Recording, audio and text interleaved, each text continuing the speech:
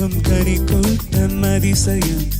வண்ணத்து பூச்சியுடம்பில் ஓவியங்கள் அதிசயம் தொலை செல்லும் காற்று மெல்லிசையாதல் அதிசயம் குருநாதர் இல்லாத குயில் பாட்டு அதிசயம் அதிசயமே அசந்து போகும் நீ எந்த அதிசயம்